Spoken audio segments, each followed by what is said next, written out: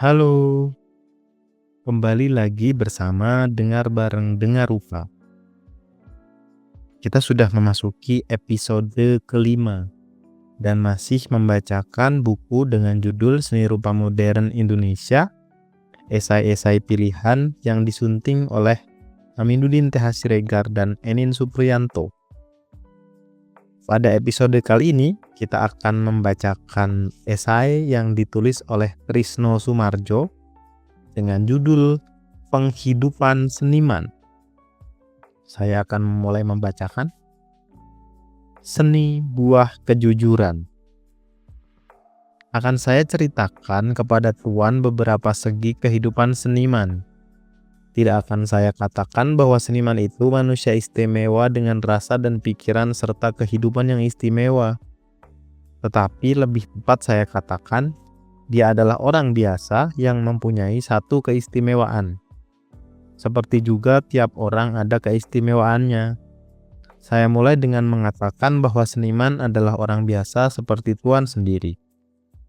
Cuma bedanya, dia mempunyai suatu sifat yang berbeda dengan orang lain.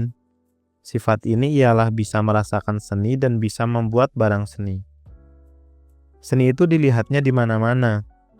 Daun gugur beterbangan misalnya, bisa menggerakkan irama perasaannya hingga dibikinnya lagu Musim Gugur. Bunga mawar yang mulai luruh kelopak-kelopaknya bisa menyentuh rasa harunya, hingga terciptalah nyanyian mawar terakhir.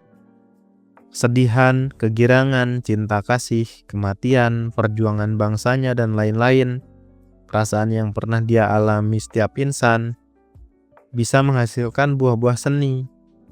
Mengapa buah-buah itu bisa menyenangkan orang lain? Bisa dirasakan sedihnya, girangnya, aneka ragam emosi yang mempertalikan hati pembuatnya dengan pembacanya, penontonnya, dan sebagainya. Karena hasil-hasilnya itu berasal dari kalbu yang murni, artinya yang jujur, yang menggerakkan irama serta keindahan harunya yang oleh resonansinya dapat menggerakkan kalbu orang lain. Demikianlah pertama-tama saya katakan bahwa tiap-tiap seniman sejati itu orang yang jujur. Ia tak dapat bohong. Kalau bohong, keseniannya akan menjadi kebohongan atau kepalsuan. Tiap-tiap kebohongan dalam hasil kerjanya akan segera terlihat oleh orang-orang yang berasa seni. Setidak-tidaknya akan membawa kebimbangan.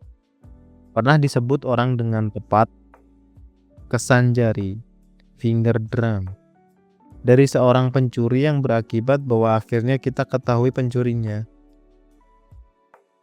Sebab tak ada pohon mangga yang berbuah durian, dan niscaya perbuatan seorang itu pancaran wataknya. Perhatikan saja orang yang pemarah misalnya yang main kartu atau main sepak bola. Sifat pemarahnya kentara di situ. Pun sifat-sifat lain umpamanya kikir, serakah, dengki, pemurah hati, dan lain-lain. Jika Tuan percaya bahwa pekerjaan seni itu pancaran jiwa, hati, dan otak yang sedalam-dalamnya, tentu Tuan tak akan heran bila saya tegaskan. Apalagi dalam seni itu yang terpancar watak dan batin seseorang. Jadi seni sejati itu mesti jujur, dalam arti kata, orang penakut tentu bertindak takut, pemarah mesti marah, si lemah mesti lemah, si baik hati tidak boleh tidak baik. Si jahat tidak boleh tidak jahat. Artinya, kalau penakut pura-pura berani, akan kentaralah keberanian yang dibikin-bikin itu. Kalau si lemah mau mengelabui mata kita dengan berlagak kuat, dia akan kita tertawai. Kalau si borjuis membanggakan kedemokrasiannya, akan nampaklah kebohongannya. Inilah yang saya maksudkan dengan kejujuran tadi. Demikianlah hanya seniman yang jujur saja yang bisa benar, bisa mencapai kebenaran dan fitri. Bukan barang mustahil bahwa makna kejujuran dan kebenaran ini lebih jauh dari besar daripada yang Tuhan sangka. Pembuatan hasil seni bukan hanya bermakna untuk menghias dinding kamar dengan sebuah lukisan, atau membuat kita ngelamun oleh sebilah syair dan lagu yang merdu. Perbuatan hasil-hasil adalah pertanggungjawaban si seniman terhadap dirinya sendiri, terhadap masyarakat bangsanya, terhadap kebudayaan sedunia. Ia mesti berjanji pada ketiga-tiganya bahwa ia berlaku jujur serta menunaikan janji itu dengan hasil yang sebaik-baiknya. Inilah cita-cita seniman dalam praktiknya. Pembohongan oleh seorang yang mengakui dirinya seniman dengan tiada kejujuran adalah kejahatan besar terhadap ketiga hal itu. Entah dia sadar atau tidak, tapi kejahatan itu saja sudah mendesakkan kepada kita supaya bertindak radikal. Sulitnya di sini ialah karena orang umumnya tak sanggup melihat kepentingan nasional yang besar ini. Jika kita cari sebab-sebabnya, dalam garis besar dapat saya sebut, dunia seni dan dunia kebudayaan sebagian besar adalah dunia abstrak. Tak lekas dilihat dan dirasakan orang daripada yang konkret.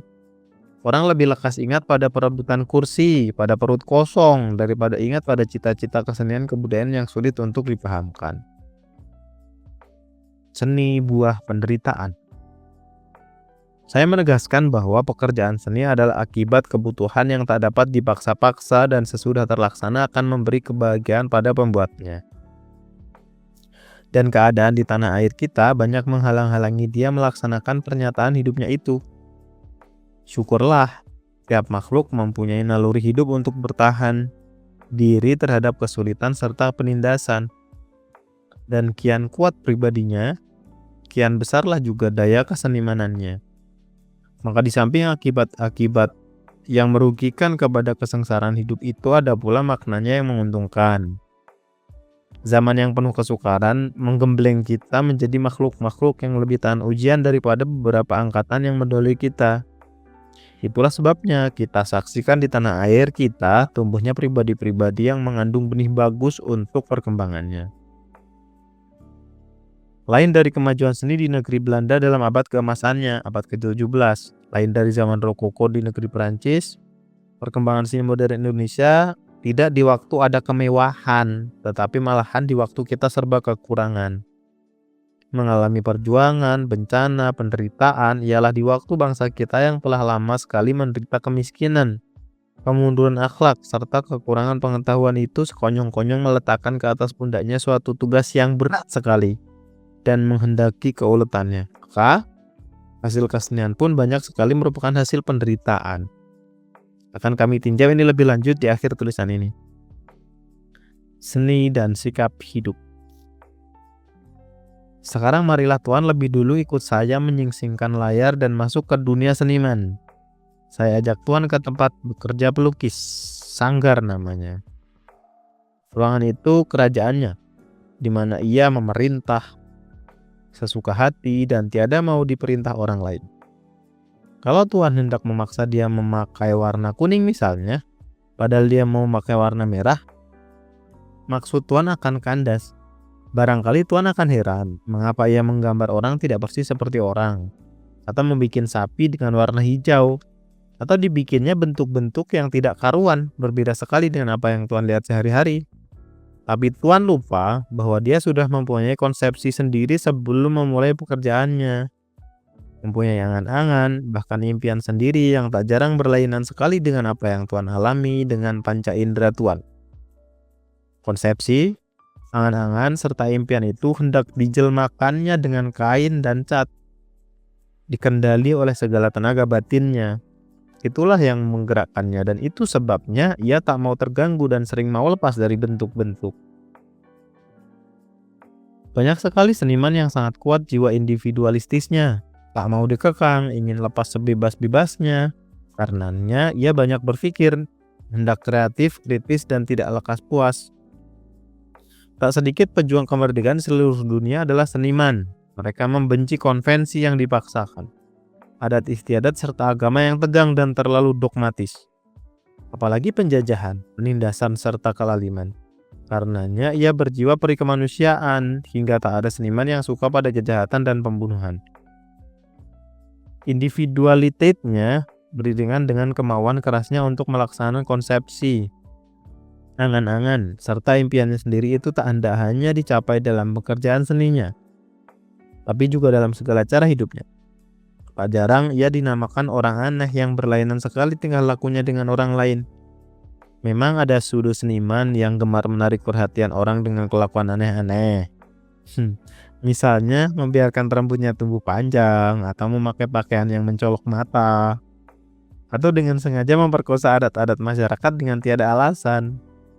Saya katakan pada Tuan, seniman tulen tak suka pada bombasme, show, pose, pura-pura, dan sebagainya.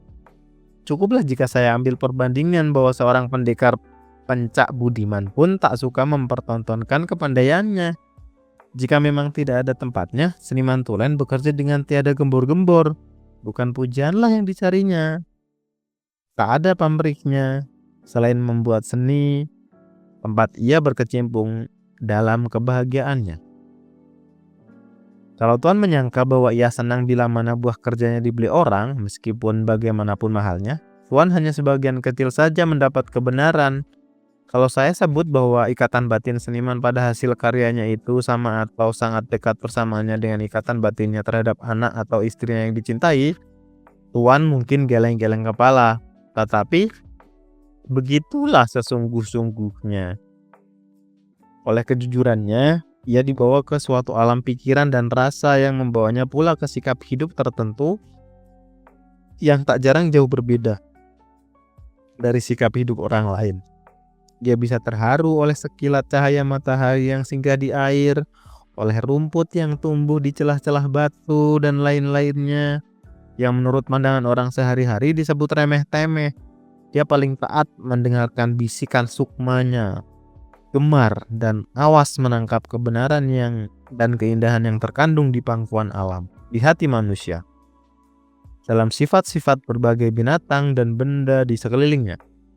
Itu sebabnya ia paling konsekuen lagi jauh menuruti kehendak hati serta pendiriannya yang sekali dipeluknya, paling tabah merambah jalannya yang sekali dipilihnya. Dalam kesungguhannya mencari nilai-nilai hakiki yang perlu guna memuaskan dahaga hati dan jiwanya, maka dalam perkembangan batin serta kecakapannya untuk menikmatkan sesuatu menurut kata hatinya, dia acap kali bosan atau bersikap tak acuh terhadap apa yang dianggap lazim dan sudah memuaskan oleh orang sezaman dan semasyarakat. Pada tingkatan itu, dia tak lagi senang dengan keadaan yang dilihatnya sehari-hari, hingga larilah ia ke alamnya sendiri dan yang dicita-citakannya. Jauh di luar batas pikiran, perasaan, serta sikap sendiri yang dicita-citakan oleh kaum manusia pada zamannya. Dia lalu seolah-olah terlepas dari masyarakatnya, tak puas dengan apa yang dihidangkan oleh masyarakat itu. Dan dia lari ke suasana ciptaannya sendiri itu, tempat ia mengecap kelezatan idaman-idaman, cinta, serta ilhamnya. Tiap-tiap seniman pernah merasakan ini. Pernah merasa bahwa ia menghasilkan sesuatu yang hanya bisa disari madunya oleh orang-orang khusus yang sanggup memahamkannya. Pelarian tersebut kadangkala berlaku di dunia abstrak saja, kadangkala betul-betul di dunia konkret. Contoh mengenai yang akhir ini misalnya penyair Li Taipo yang mengembara di seluruh kerajaan Tiongkok, Gao Guin yang merantau ke Kepulauan Haiti, dan Van Gogh yang akhirnya membunuh dirinya sendiri.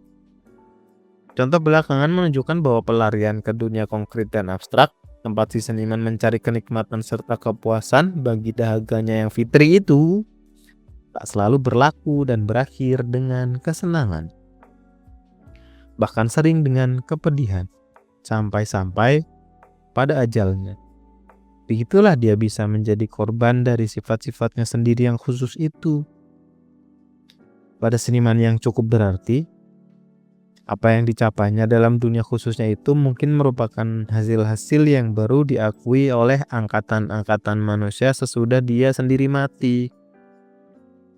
Dalam hal itu, dia melihat ke depan dengan pandangan batin yang melampaui batas umumnya, melampaui batas-batas paham manusia-manusia yang seangkatan dengan dia. Bagi seniman-seniman besar, hal ini berarti bahwa ia hidup abadi. Dengan uraian di atas mengenai pengajaran kebahagiaan seniman itu, orang mungkin mengira bahwa ia hendak mengurung diri dalam menara gadingnya yang tinggi. dengan tiada mengindahkan kebutuhan dan keadaan masyarakat di sekitarnya. Tidak begitulah yang saya maksudkan. Itu akan berarti memuja semboyan the art for the art, seni untuk seni. Sedangkan ini terasa sebagai kemewahan yang tak sesuai dengan perkembangan sejarah di negeri kita. Dia sebagai buah alam di bumi tanah airnya mesti juga memperhatikan kehidupan dengan segala perhatian dan facetnya di kalangan lapisan masyarakat. Apa saja? Membuat kehidupan itu menjadi miliknya serta memulangkan buah-buah yang dibenihkan oleh kehidupan itu dalam jiwanya kembali kepada masyarakat. Dan itu bukan soal yang mudah. Meninggalkan paham seni untuk seni serta menjalankan seni dari rakyat dan untuk rakyat betul-betul bukan hanya semboyan belaka. Ini bisa terjadi dengan pesat bila mana beberapa syarat telah dipenuhi. 1. Seniman mendapat tempat, pengakuan, rekognisi dalam masyarakat. 2. Negeri berada dalam kemakmuran sampai tingkatan yang menghapuskan kesengsaraan ekonomis. 3. Fakultas, institusi pendidikan atau pengajaran sudah merata di kalangan rakyat biasa. Baru demikianlah seniman yang jujur dapat menjalankan peranannya sepuas-puasnya dengan tiada terganggu, baik individual maupun secara bersama. Sekarang keadaan seniman masih merana dan banyaklah yang kurang kuat imannya dan mengejar keenakan yang diberikan oleh materi, sehingga sengaja atau tidak terlantarlah keseniannya dan dia sendiri tenggelam tak tentu rimbanya, menjadi sesuatu yang tak sesuai dengan bakatnya, hingga hilanglah keuntungan yang mestinya bisa diperoleh masyarakat dan bakatnya. Betapa banyaklah seniman-seniman terpendam seperti ini yang hilang, terdesak karena penjajahan dan kemiskinan. Sekarang di zaman kemerdekaan, kita harus berusaha jangan sampai hal itu terulang-ulang dalam sejarah. Dengan keadaan negeri dan pemerintah pada waktu ini, sangatlah saya sangsikan akan bisanya terpelihara bakat-bakat tadi. Tak lain karena masih tebalnya rasa berjuisme, neo-feodalisme, birokrasi, dan main menang-menangan di kalangan kaum atasan yang egoistis serta bekerja sebagai konservator kebudayaan melulu. Sedangkan telah berkali-kali rakyat menunjukkan keuletannya dalam perjuangan dan dalam kehidupan kulturil.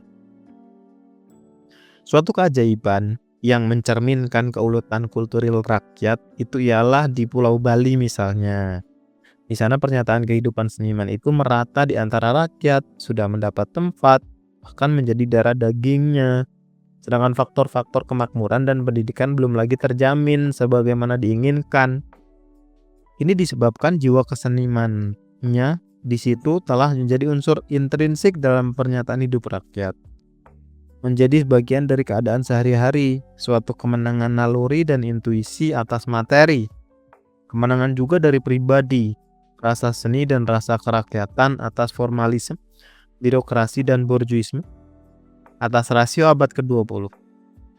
Jiwa seni tak usah terkekang oleh kecerdasan mutlak, pun tidak ditundukkan oleh tidak adanya kemakmuran seperti yang dikejar oleh kaum berjuis kapitalis feodalis yang kini merajalela dalam pemerintahan kita. Jadi, kedudukan seniman di Pulau Bali itu sudah menjadi hak milik rakyat, lain halnya dengan banyak pulau-pulau lainnya di Indonesia.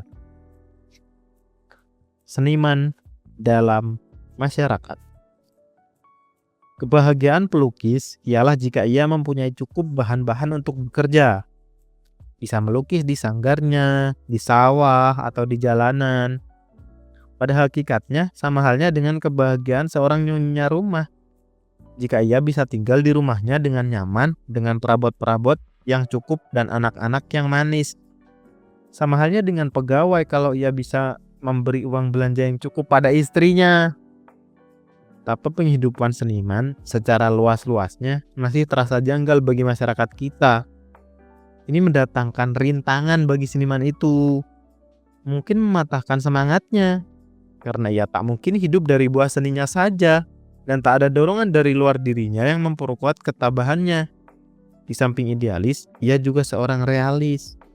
Di kedua dunia itu, ia harus menjaga keseimbangannya agar jangan sampai tumbang. Seniman merenung, tidak hanya untuk merenung. Ia menyiapkan konsepsinya yang akan berbuah nyata dalam bentuk lukisan, lagu, syair, patung, new media, dan sebagainya. Ia berpikir untuk memperluas serta memperdalam tinjauan dan kesadarannya. Bagi orang yang bekerja di kantor, ia tampaknya pemalas, nampaknya tak berbuat apa-apa. Bagi orang-orang yang beradab, ia seolah cerabah atau tak punya sopan santun, atau dinistakan karena miskin dan tak punya kedudukan. Memang bagi mereka yang mengukur harkat dan derajat orang dengan kekayaan material atau kedudukan, ia adalah orang yang nista, padahal ia termasuk kategori yang tinggi karena daya penciptanya. Padahal negara-negara banyak menjadi masyhur juga karena kesenian yang diciptakan di situ. Demikian kita saksikan tragik ini meliputi kehidupan seniman yang benar-benar hidup dalam dan dari keseniannya. Barangkali Tuhan menganggap ini berlebih-lebihan dan berkata bahwa di zaman kini setiap orang rata-rata menderita. Baiklah, saya terangkan bahwa yang kita utamakan ialah pemeliharaan jiwa seni. Seni yang jarang terdapat lengkeh atau kehalusannya adalah patut dipertahankan. Dahulu kala di zaman feodal, di zaman pertengahan, orang-orang kaya dan bangsawan melindungi kaum seniman. Meskipun ada pamrihnya, yaitu supaya dia menyanyikan kebesaran mereka. Di Indonesia kita kenal dengan adanya Pujonggo dalam keraton. Lalu di zaman liberal dan zaman demokrasi kini, di tengah-tengah realitas arus gelombang, maka seni dan penderitaan merupakan ujian dan mesti tergembleng bersatu padu dalam jiwa seniman-seniman kita. Ia mesti menghasilkan yang jujur dan menyajikan kepada masyarakat dan bangsanya. Kadang-kadang ia terpaksa menjual celananya supaya bisa makan dan membeli cat. Pernah terjadi, terpaksa melepaskan kekasih atau istrinya kepada orang lain yang lebih baik kedudukannya. Sedangkan mungkin dari celana atau kesedihan yang dideritanya itu akan timbul buah seni yang dikagumi orang dari zaman ke zaman. Seni buah pelarian. Dalam keadaan menderita, orang bisa memilih berbagai jalan untuk penyalurannya. Dia bisa tenggelam, tumbang di lambung taufan. Dia pun bisa lari, betah terhadap penanggungan yang dialaminya sehari-hari. Lalu dicarinya tempat lain, alam lain di mana ia menghibur diri, tempat dilepaskannya angan-angan. Kadang-kadang berdasarkan sesuatu yang real, tapi lebih sering bertumpu pada yang fiktif, khayal, alam palsu, tempat ia berayun dalam keindahan dan kedamaian. Dalam bahagia yang tak pernah dijumpainya di dunia yang sebenar-benarnya, kemungkinan ketiga, dia bisa tergembleng oleh pukulan nafas, menjadi tabah, malahan lebih kuat dari semula. Dalam hal pertama, mustahil kita harapkan apa-apa lagi daripadanya. Sesembuh-sembuhnya dia hanya pulih menjadi orang cacat kerohanian atau mengkhianati bangsanya. Dalam hal kedua, yang banyak terjadi, banyaklah timbul kemungkinan. Satu, dia mungkin menjadi utopis yang tak ada manfaatnya bagi kita. Atau mungkin tersesat atau terhenti pada suatu tingkatan yang belum tinggi. Sebab terus lari berarti menghabiskan nafas, sedangkan dia tak sanggup pula menemukan jalan kembali. Akibatnya dia tak mampu menghasilkan apa-apa lagi yang bernilai. Ketiga, dalam keadaan sub B, dia tak tahu jalan. Namun bersikeras asal berjalan saja, sering dengan membohongi diri akan kepandaiannya. Selanjutnya, dia membohongi pula masyarakat. Lantas setelah masyarakat percaya padanya, maka dia pun percaya pada kebohongannya. Hasil-hasilnya menjadi buah-buah dekadensi, kebohongan, serta kepalsuan yang membahayakan masyarakat. Yang keempat, Dengan sadar atau tak sadarnya bahwa ia lari dari ideologi yang bisa menyelamatkan bangsanya, ia mungkin tak mau mengakui itu kepada masyarakat. Mungkin dia produktif, tapi produksinya menjadi steril sebab ada ketumbuhan kerohaniannya. Kelemahannya itu disembunyi-sembunyikan dan sering untuk memuaskan dirinya, ia memilih jalan yang termudah. Secara egoistis dengan berideologi mementingkan dirinya sendiri. Ini menyebabkan dia menjadi korup, dekaden, borjuis, kapitalis dalam akibat yang terjauh bisa menjadi pengkhianat bangsanya. Di tanah air kita yang begini biasanya menjadi birokrat tulen. Orang-orang, misalnya ahli-ahli dan seniman-seniman, yang hanya pandai mengkonservir dan mengulangi saja apa-apa yang sudah ada, pengecut-pengecut yang takut pada pembaruan. Kalau soal-soal yang baru ini akan menumbangkan kedudukannya. Yang kelima, bukan barang mustahil bahwa orang sambil berlari itu masih menemukan sesuatu yang agak bernilai. Kesenian yang dihasilkannya nih saya belum tinggi mutunya. Banyak bersifat romantis sentimental ala terang bulan, sehidup semati, sapu tangan yang harum, dan sebagainya. Keroncong ataupun seni rakyat yang dalam keadaan tertekan tentu tak bisa berkembang seluas-luasnya. Kita menghargai kesenian-kesenian ini dengan mengingat keadaan-keadaan rakyat yang terjajah. Sungguh pun ada dekadensinya sedikit, namun ada bedanya dengan dekadensi tersebut, sub C dan D, berkat keuletan serta kemurnian yang ada pada kehidupan kebudayaan rakyat jelata. Keuletan dan kemurnian rakyat ini berisi kebenaran dan kejujuran, yakni dua hal yang di samping rasa seni adalah menjadi tulang punggung tiap-tiap buah kesenian.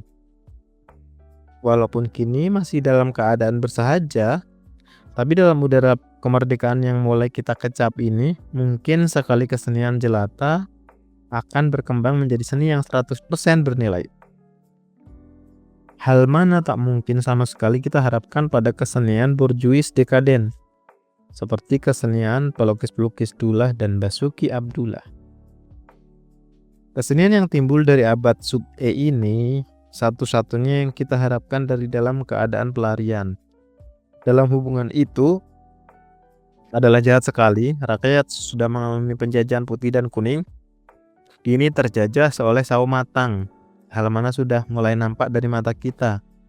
Jahat sekali kalau ia disuruh terus berlari. Penutup. Tinggallah kini merembuk kemungkinan ketiga, seperti saya sebut di atas. Tapi ini membutuhkan satu tulisan tersendiri. Mudah-mudahan akan timbul kupasannya dalam majalah.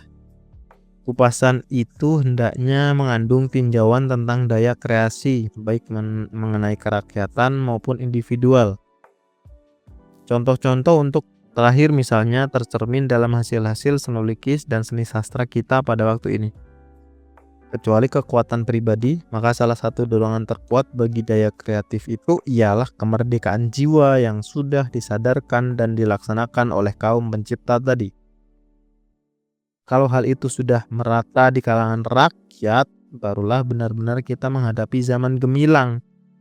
Dan dalam hal ini sudah ada beberapa pelukis angkatan muda yang mempelopori bangsanya, meskipun belum nampak adanya penghargaan yang selayaknya terhadap mereka, baik dari pemerintahan maupun dari masyarakat umumnya. Sumber: Majalah Zenit, nomor 1, 15 Januari 1951. Demikian esai pada episode kali ini. Terima kasih, lanjut ke episode selanjutnya.